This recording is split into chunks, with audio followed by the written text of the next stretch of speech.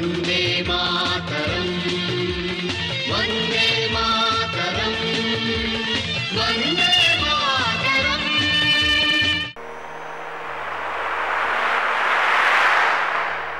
China ने बहुत अच्छा वायरस को कंट्रोल किया और मिस्टर टेड्रोस के बारे में यह कहा जाता है कि इसकी बहुत सारी इन्वेस्टमेंट इथोपिया के अंदर है। इथोपिया को लिटिल चाइना कहा जाता है। इथोपिया जो मिस्टर टेड्रोस का देश है, डब्ल्यूएचओ के महानिदेशक का देश है, उस इथोपिया के अंदर सारा इंफ्रास्ट्रक्चर को डेवलप करने का काम चाइना कर रहा है। रोड चाइना बना रहा है, पोर्ट चाइना बना रहा है।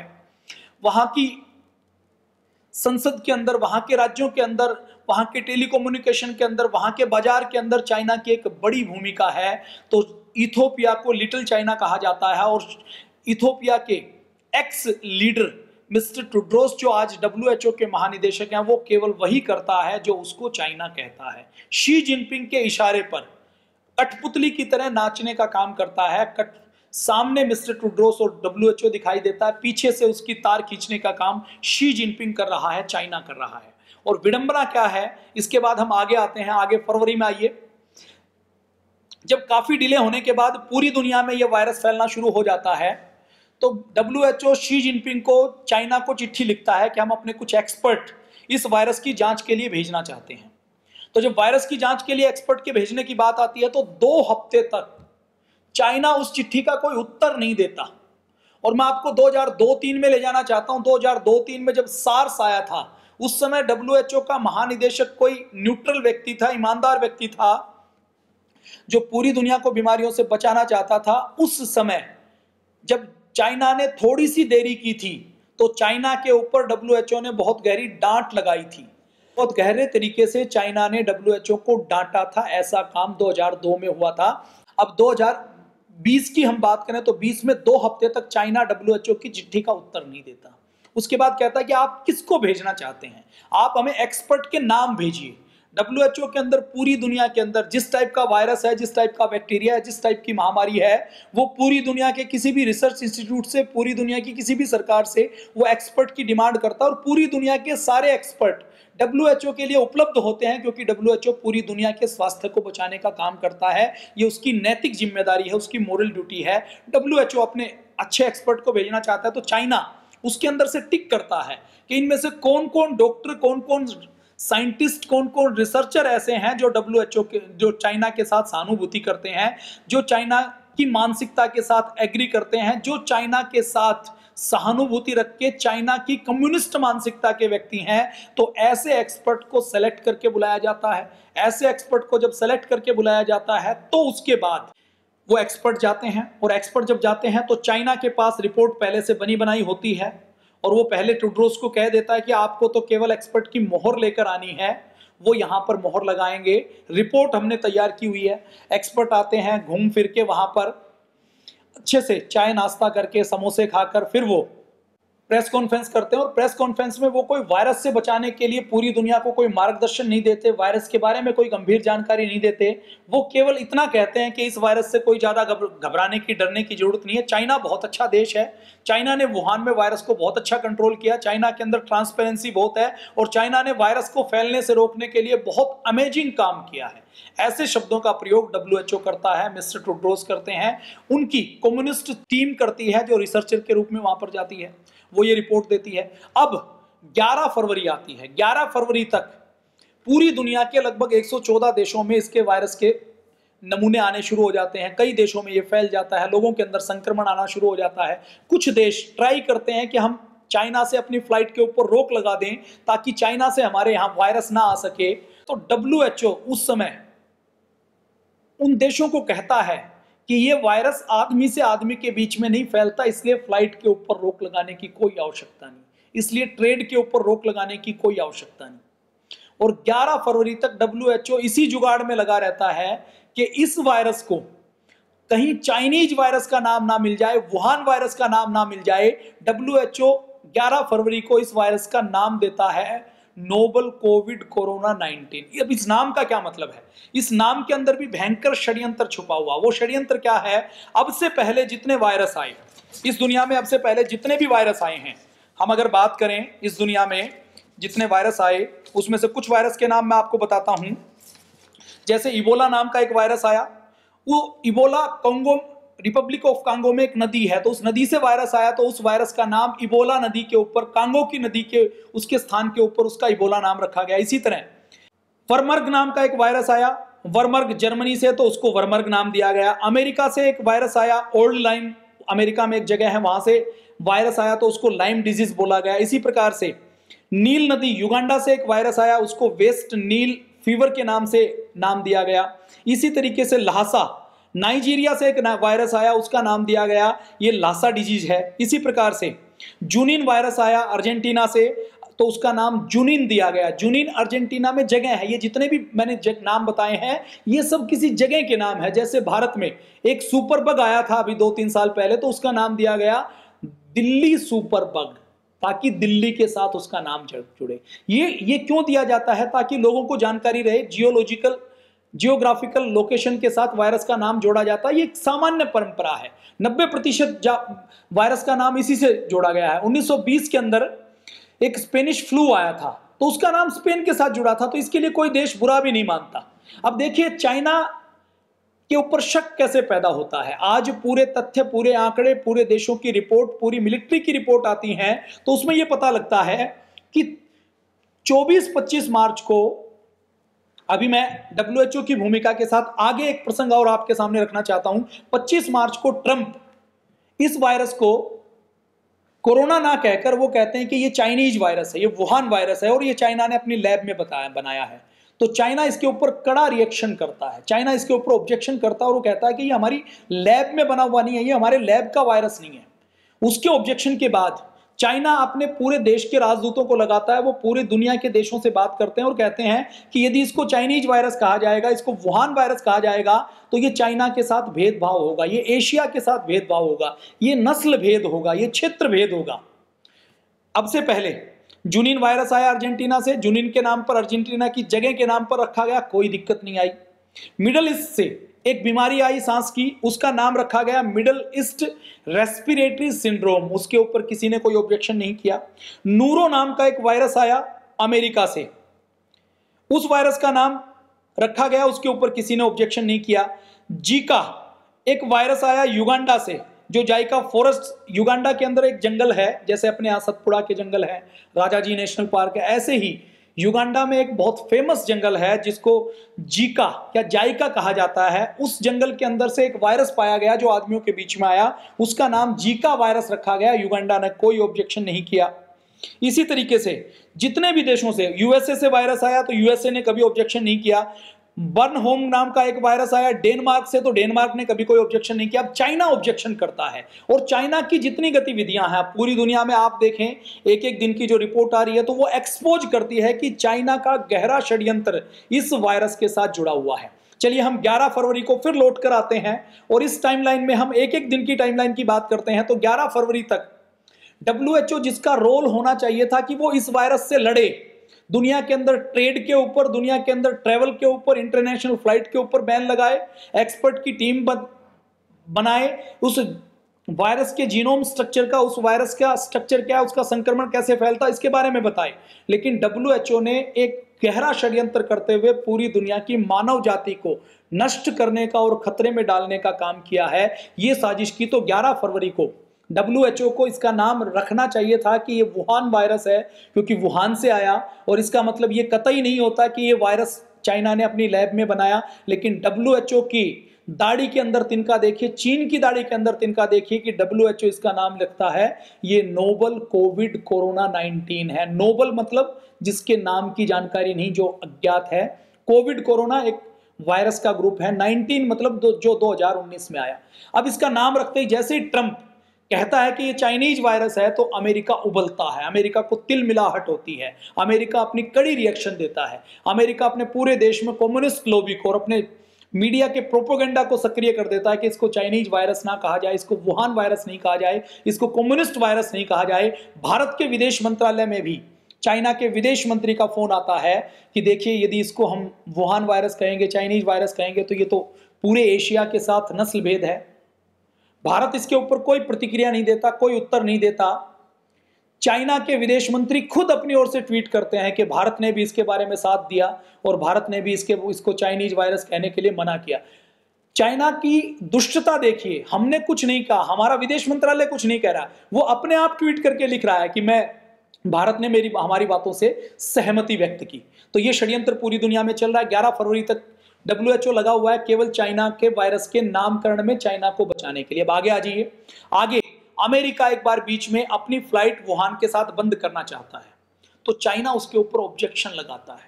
वो कहता है कि फ्लाइट बंद करने की कोई आवश्यकता नहीं है, क्योंकि ये वायरस आदमी से आदमी के बीच में नहीं फैलता, ये वायरस कोई खतरनाक नहीं है। अब इसके बीच में 60 से 70 लाख लोग चीन से निकले, वुहान से निकले, इटली पहुंचे, फ्रांस पहुंचे, जर्मनी पहुंचे, जापान पहुंचे, यूके पहुंचे, यूएसए पहुंचे, ईरान पहुंचे, इराक पहुंचे, भारत के अंदर जमातियों के रूप में जमात में शामिल होने के लिए पहुंचे।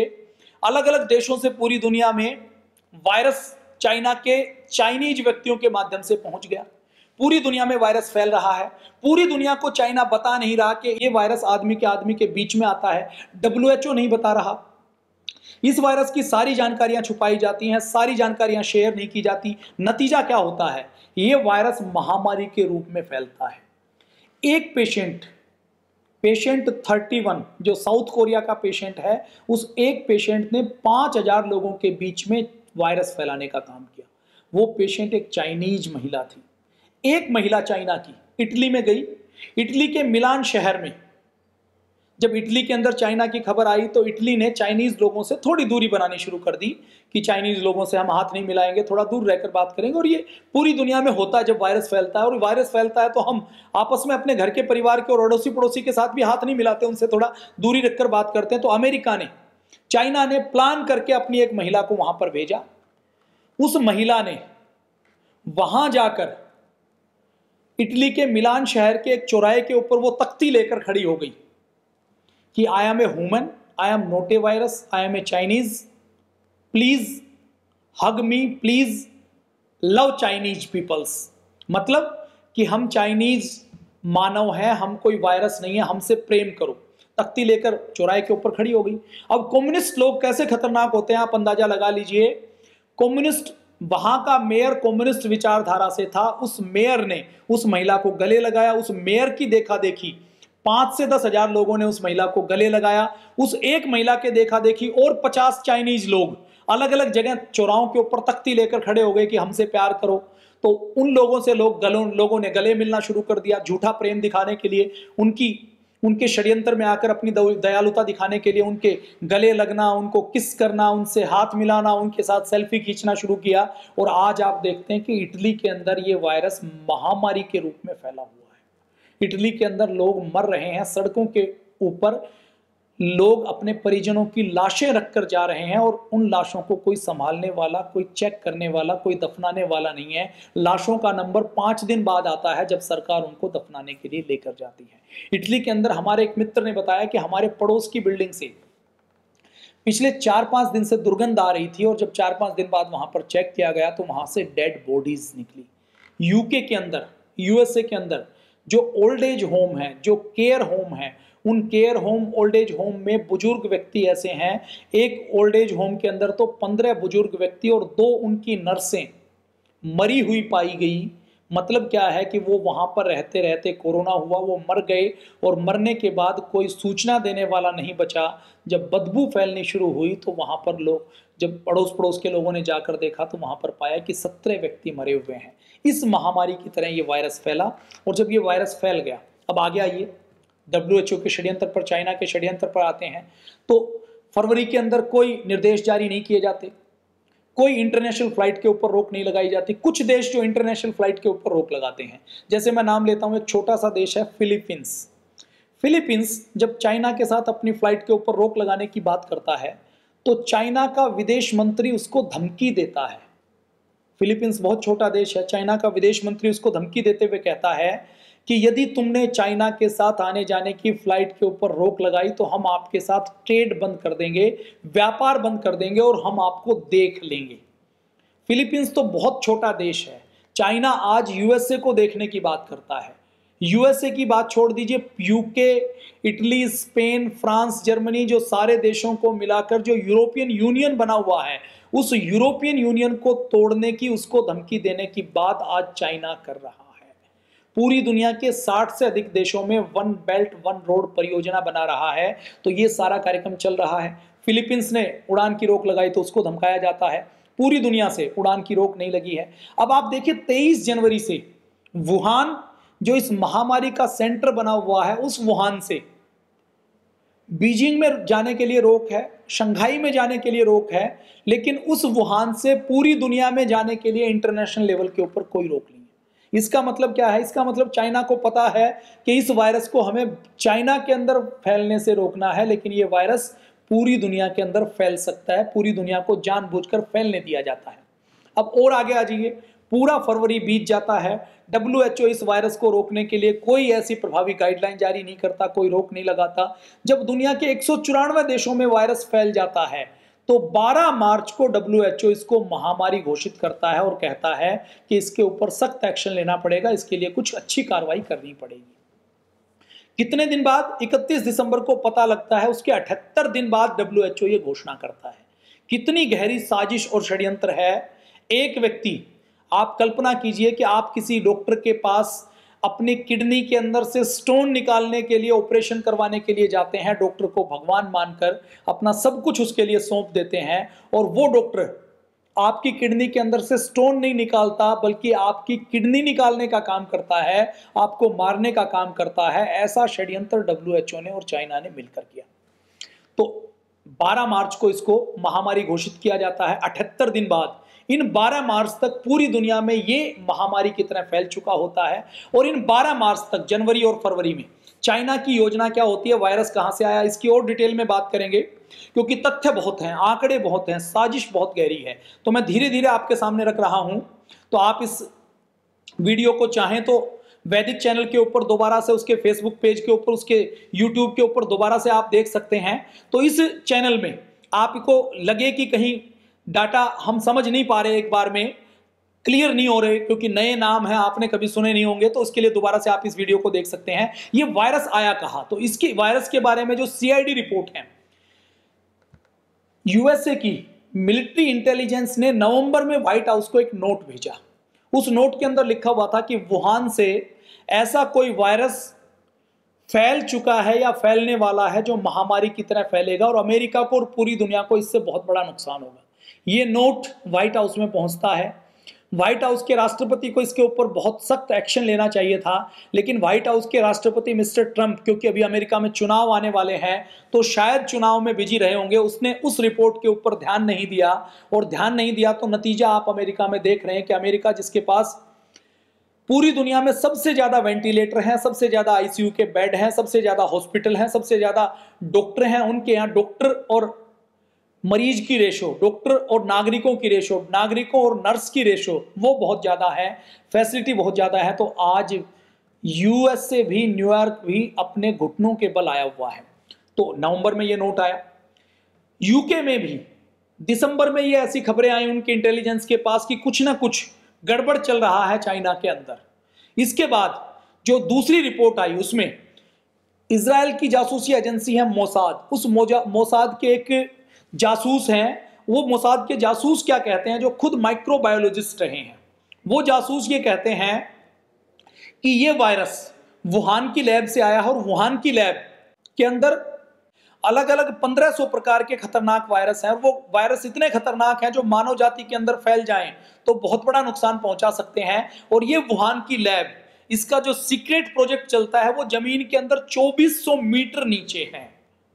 2400 मीटर, 2.5 किलोमीटर। आप 2.5 किलोमीटर जाते हैं ना, तो 2.5 किलोमीटर कितना होता है आप अंदाजा लगा लीजिए। 2400 मीटर का मतलब है कि लगभग 1000 मंजिल नीचे,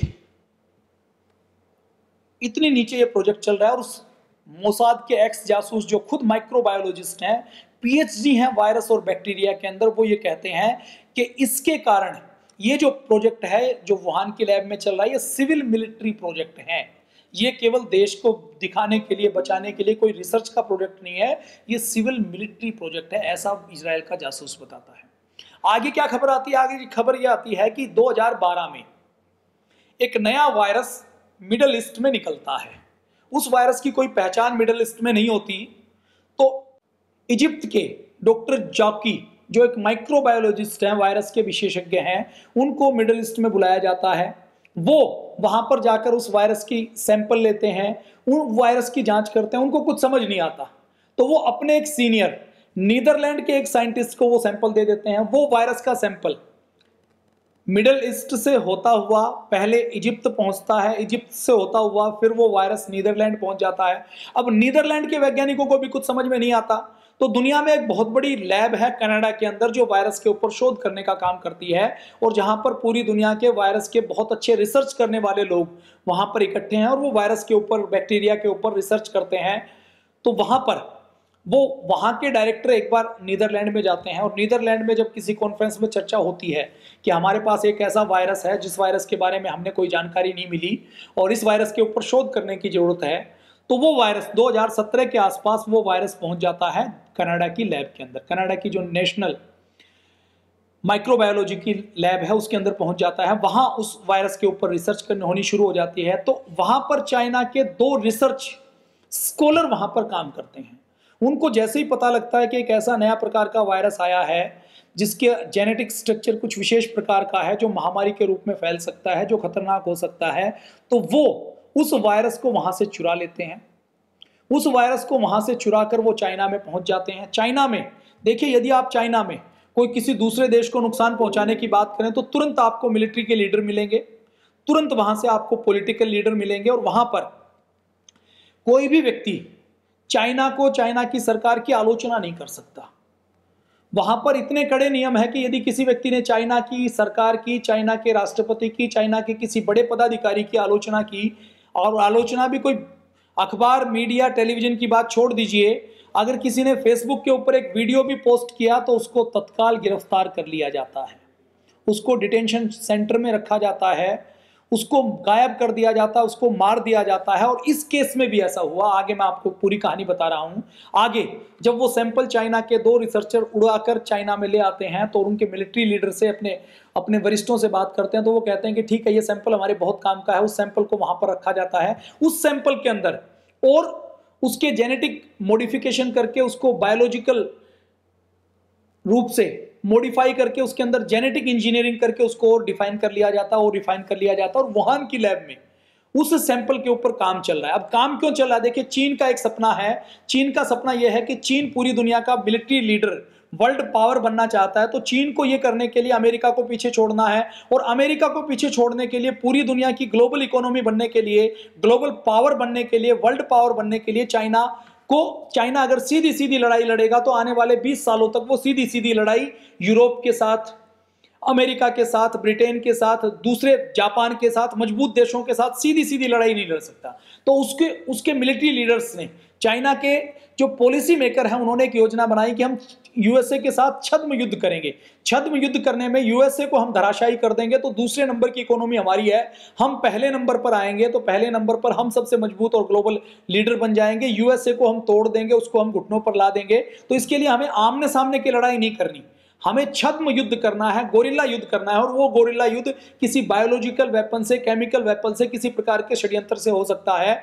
तो वुहान की लैब से रिसर्च करते हुए एक रिसर्चर के साथ वो वायरस उस रिसर्चर के अंदर आ गया, उसकी सैंपल की बोतल टूट गई। और वुहान की जो अभी लैब की पिक्चर आई है वो आपने देखा होगा, आपके फ्रिज के अंदर जो गैस्केट लगी रहती है, जो सील लगी रहती है, वुहान के उस सैंपल वाले जहां पर सैंपल रखे जाते हैं वहां की सील इतनी खराब थी, इतना खराब रख रखाव था कि वो कभी भी लीक हो सकती है। वो इंटरनेट के ऊपर सबके पास आया। तो वुहान से वो वायरस वुहान के एक रिसर्चर के अंदर लीक हो जाता है, उस रिसर्चर से वो उसके बॉयफ्रेंड के अंदर आ जाता है, और उस बॉयफ्रेंड से होता हुआ वो वायरस वुहान की मीट मार्केट में, वीट मार्केट में, जहां पर मांस बिकता है, वहां पर आ जाता है। और वहां से वुहान के अंदर वो वायरस फैलना शुरू हो जाता है।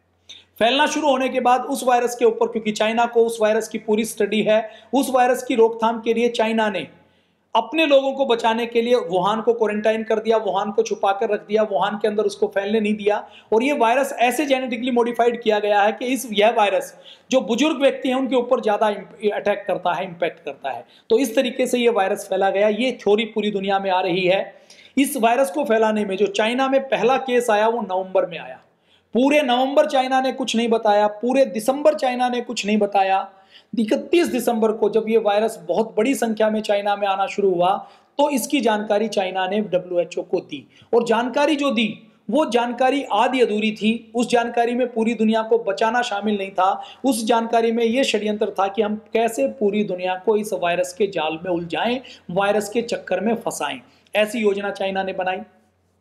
और ये सब करते करते 12 मार्च को जब इसको महामारी घोषित किया जाता है तब तक ये दुनिया के 150 से अधिक देशों में, लगभग 194 देशों में इसका साइलेंट अटैक हो जाता है। 150 देशों में तो खुलेआम इसके रोगी आने शुरू हो जाते हैं, अलग अलग शहर लॉकडाउन होने शुरू हो जाते हैं। तो ये सारा कार्यक्रम शुरू हो जाता है। इस सारे षड्यंत्र में चाइना की भूमिका बहुत रहस्यपूर्ण है, बहुत षड्यंत्र पूर्वक है। और इस सारी भूमिका में WHO ने एक बड़ी भूमिका निभाई है, चाइना का साथ देने में, चाइना को घोषित करने में और इस वायरस के फैलाव में। WHO ने और क्या किया, मैं आपके सामने कुछ और बातें रखूं तो WHO ने जब इसके संक्रमणों की बात हुई तो WHO ने कहा कि ये आदमी से आदमी के बीच में नहीं फैलता, इसलिए चिंता करने की कोई बात नहीं है। जबकि ये आदमी से आदमी के बीच में फैलता था। जब ये आदमी से आदमी के बीच में फैलने की पुष्टि 50 देशों ने कर दी कि ये ह्यूमन टू ह्यूमन ट्रांसमिशन होता है और अब WHO के सामने झूठ उसकी चल नहीं सकती थी, तो उसने कहा कि हाँ ट्रांसमिशन तो होता है लेकिन क्लोज कॉन्टैक्ट में होता है। अब ये क्लोज कॉन्टैक्ट का क्या मतलब है कि मतलब घर में जैसे पति पत्नी है या माँ बेटा है जो एक दूसरे से गले मिलते हैं, एक दूसरे के साथ रहते हैं, एक दूसरे को बहुत बार बार जल्दी जल्दी टच करते हैं, उनके अंदर फैल सकता है लेकिन बाहर ऐसे ट्रैवल करते हुए दूरी रखते हुए नहीं फैल सकता। जब ये फैलना शुरू हुआ तो WHO ने कहा कि हाँ ये फैलता है, ये 3 फीट तक फैलता है। फिर बाद में रिसर्च की रिपोर्ट आई कि ये 3 फीट में नहीं फैलता। अगर किसी को कोरोना वायरस है और वो कोरोना वायरस व्यक्ति कहीं थूके या छींके तो उसकी छींक से जो माइक्रो ड्रॉपलेट होगी, उस माइक्रो ड्रॉपलेट का साइज होता है हमारे बाल से भी 100 गुना ज्यादा बारीक। वो माइक्रो ड्रॉपलेट 27 फीट दूर तक जा सकती है। जैसे कोई व्यक्ति बोल रहा है तो उसके 10 मीटर दूर तक ये माइक्रो ड्रॉपलेट जा सकती है और 3-4 घंटे बाद तक किसी कमरे में कोई वायरस से पॉजिटिव व्यक्ति रहा हो तो 3-4 घंटे बाद तक भी वो उसके ऊपर असर कर सकती है। इतना खतरनाक ये है। अब ये 27 फीट की रिपोर्ट आने के बाद WHO ने 3 फीट की बात की।